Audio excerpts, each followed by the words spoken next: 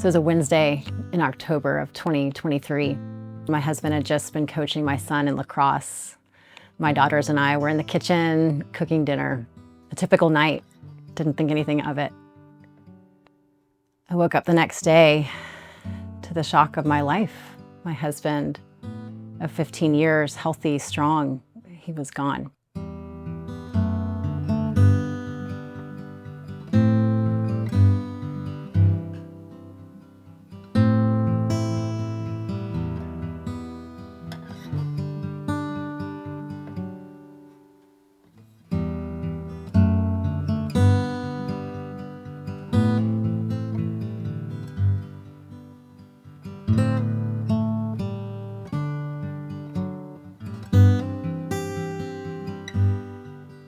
The hardest part was having to then go upstairs and tell my 3 children that their daddy died last night. And the shock, the pain, seeing what once was so full of life, the love of my life gone, is a shock and a pain like I've never experienced before. Holding my babies as they cried was just gut-wrenching. I was in Colorado at a songwriting retreat and kept getting texts that I just kind of knew something was wrong. It was a mutual friend of ours, Callum, whom we worked with, and I stepped away and went downstairs and called Callum, and he told me the news that Brian had passed in the night. And I made my way back from Colorado to Dallas, and our church held just a prayer vigil, just offered for anyone in the church, anyone in the community who wanted to come pray. And the sanctuary was just full of people, hundreds. I feel like I had grieved some, but not really allowed myself to grieve, because I was immediately trying to help the church and help pastor. And as a songwriter, one of the most natural way that came out was to just write my experience, write the church's experience as best as I could. And out just kind of flowed verse 1 and chorus of this song, God and God Alone. In the terrors of the night, when the morning never comes, how long must we wait until the rising of the sun? Our pain and griefs are many, but still we're holding on.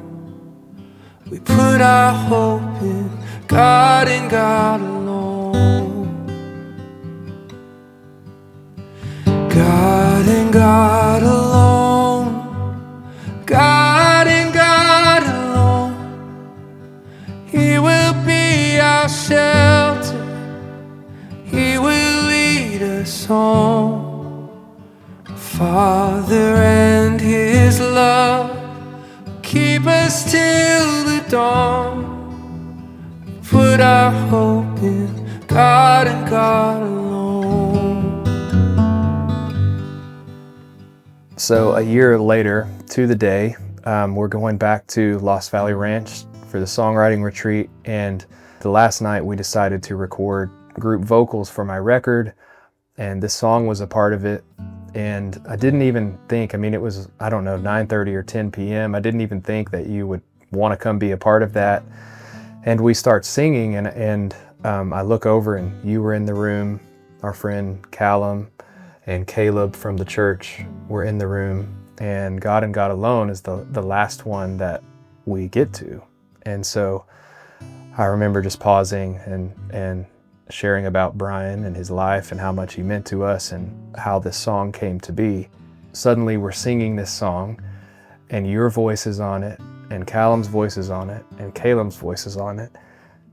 And I look up, and we're all kind of belting. I think you had an arm around Callum, and he had an arm around you, and tears are coming down all of our eyes, because it was kind of, at least for me, just one of those moments that's a small foretaste of this banquet moment that's gonna happen.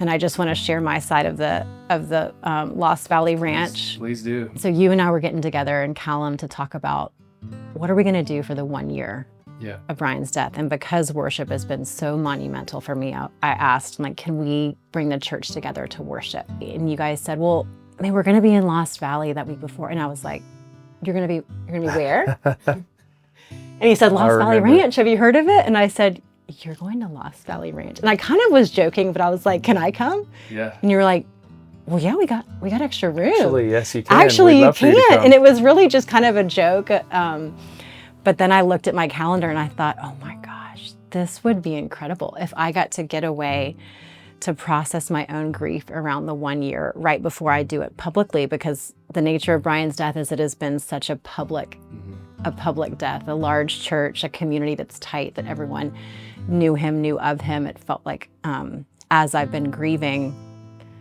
it's been a public grief. And so to have the gift of that time away in a place that I've always wanted to go was the most wonderful gift. And so when you announced, kind of spur of the moment, hey, we're gonna do some background vocals. And I was, my friend Meredith and I who were there, we called ourselves the fangirls because we don't sing, but we were kind of in the background, like cheering everybody on. But when I knew that there was a chance that my voice could proclaim a year later, it is well with my soul, that it would be just this beautiful evidence that God has made me new, and he is making a new story. Yeah. And it is a good one. Yeah. Wow. He will make all things new. He will make all things new. He will make all things new. He will make all things new. Oh, he will make all things new. He will make all things new. He will make all things new. He will make all things new.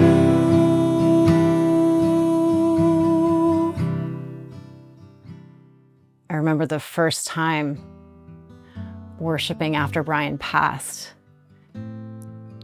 and just rejoicing. I get to be with you. We do this together. This is the place that will always connect. When I'm in worship, you're perpetually worshiping. You're with the Father. You're completely free and you're worshiping in glory.